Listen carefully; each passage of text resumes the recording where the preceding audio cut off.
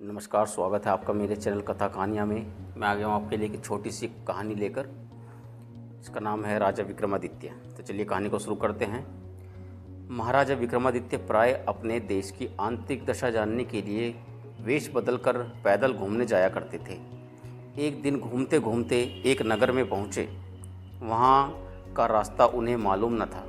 राजा रास्ता पूछने के लिए किसी व्यक्ति की तलाश में आगे बढ़े। आगे उन्हें एक हवलदार सरकारी वर्दी पहने हुए दिखा।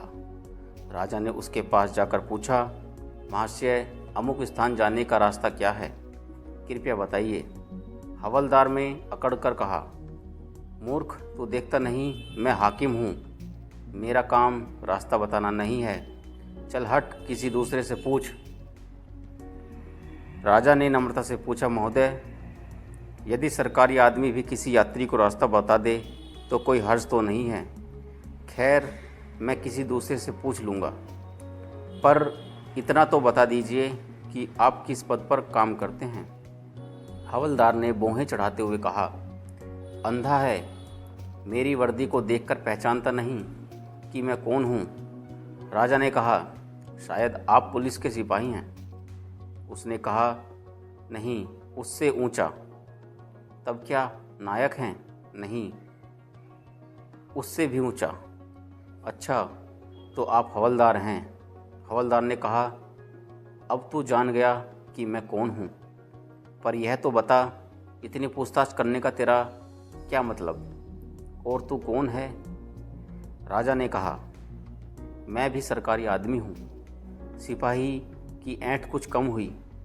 उसने पूछा, क्या तुम नायक हो?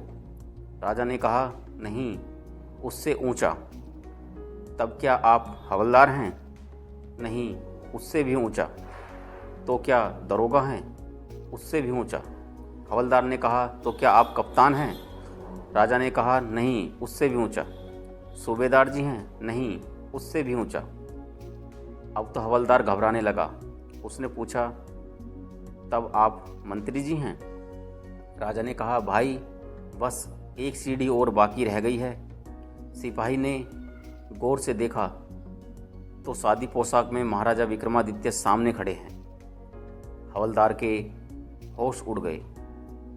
वह गिड़गिड़ाता हुआ राजा के पांव पर गिर पड़ा और बड़ी दीनता से अपने अपराध की माफ़ी मांगने लगा। राजा ने कहा, माफ़ी मांगने की कोई बात नहीं है। मैं जानता हूँ कि जो जितने नीचे है वह उतने ही अकड़ते हैं। जब तुम बड़े बनोगे तो मेरी तरह तुम भी नम्रता का बर्ताव सीखोगे।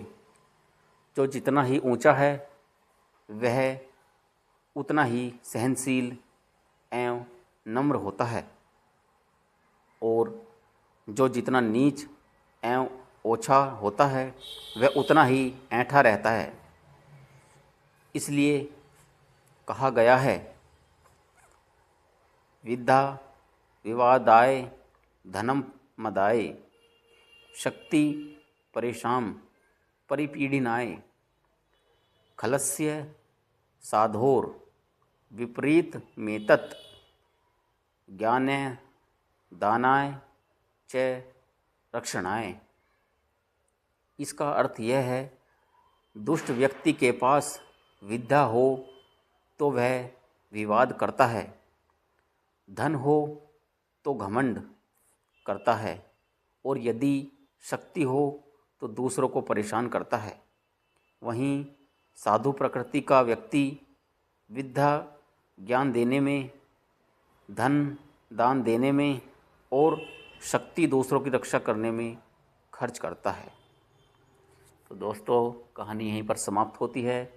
कहानी अच्छी लगी हो तो कृपया लाइक करें, शेयर करें और चैनल को सब्सक्राइब ज़रूर करें। और कोई भी आपकी राय हो तो कृपया कमेंट कर ज़रूर बताएं। धन्यवाद।